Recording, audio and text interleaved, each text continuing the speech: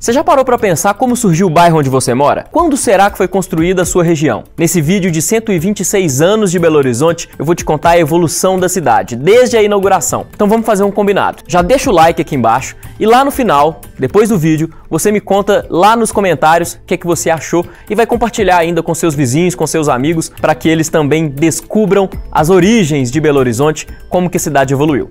Vamos nessa!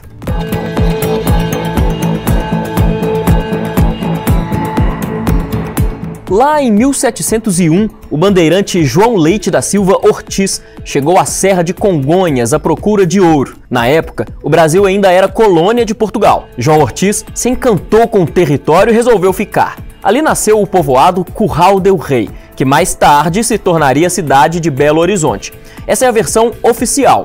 Outra versão aceita por historiadores conta que em 1716, um capitão chamado Francisco Homem del Rei foi até uma região onde transportavam gados para minas de ouro.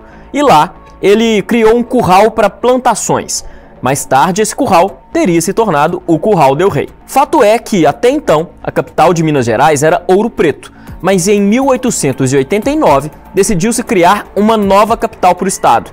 E o local escolhido foi justamente o Curral del Rei, onde Belo Horizonte foi construída.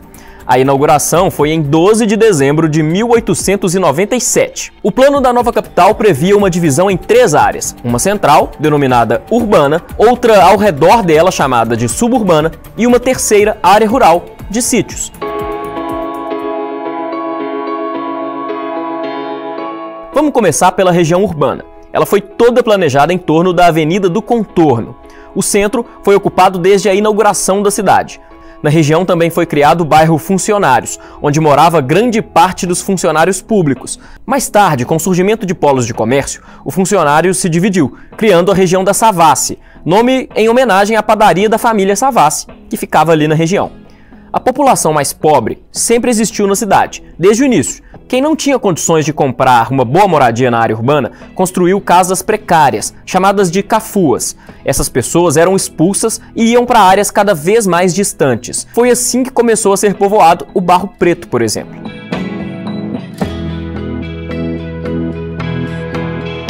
Já a área suburbana era um cinturão verde em torno da Contorno, formada por colônias agrícolas onde imigrantes produziam alimentos. Foi ali, por exemplo, que surgiu o bairro Floresta. O Lagoinha já tinha moradores antes mesmo da inauguração de Belo Horizonte. Ele foi criado para receber imigrantes contratados para construírem a cidade. A área de colônias cresceu e deu origem a bairros como Serra, Calafate e Carlos Prates, que depois foi ocupado por vilas operárias. Ali nasceram os bairros Padre Eustáquio, São Cristóvão e Pedreira Prado Lopes. Outros bairros de Belo Horizonte foram construídos a partir de linhas de trem, como o Anchieta, o Cruzeiro, o Sion e o Carmo. Ao redor da via férrea, os trabalhadores também ocuparam áreas onde depois nasceram os bairros Santa Efigênia, Colégio Batista e São Lucas. Com a industrialização vieram bairros como Prado, Gutierres, Grajaú e Morro das Pedras.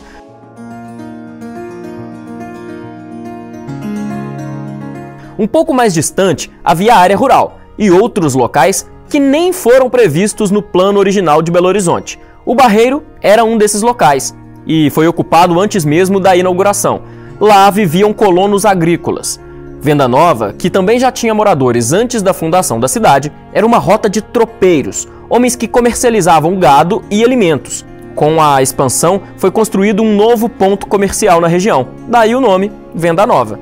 A Pampulha, antes conhecida como Arraial da Pampulha, foi utilizada para a construção de um reservatório de água para a cidade. A represa, feita de cimento, alvenaria e terra, formava um lago artificial, depois chamado de Lagoa da Pampulha. Lotes e fazendas começaram a ser desapropriados na região, dando início ao campus da UFMG e aos bairros Bandeirantes, Braúnas, Jardim Atlântico e São Luís. Depois vieram o Planalto e o Vila Clores. Do outro lado da cidade, a prefeitura separou uma região para vender lotes para a construção de mansões. O objetivo era atender a população mais rica da cidade. Daí nasceu o Mangabeiras. O crescimento acelerado aumentou a ocupação em áreas de risco. Para atender a população mais pobre, fazendas foram loteadas e vilas criadas em regiões longe das áreas planejadas. Elas deram origem a bairros como o 1º de Maio, Providência, Heliópolis, Guarani e São Bernardo, na região norte. Com a industrialização, surgiram novas vilas operárias que depois deram origem, por exemplo, aos bairros Concórdia e Renascença. No Concórdia, inclusive, nasceu a primeira vila operária de BH, a Vila Concórdia. Outras zonas urbanas vieram recentemente para acompanhar o crescimento da população e atender a interesses das classes média alta e alta.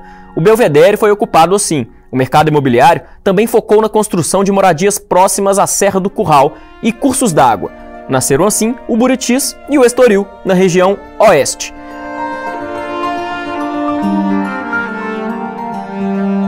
BH surgiu há mais de um século, mas continua crescendo. Vale destacar, entretanto, que a falta de planejamento prejudica o crescimento responsável da cidade. Lembra do nosso combinado lá no início do vídeo, né? Conta pra mim aqui embaixo o que você achou do crescimento, da evolução de Belo Horizonte desde a inauguração. Até a próxima!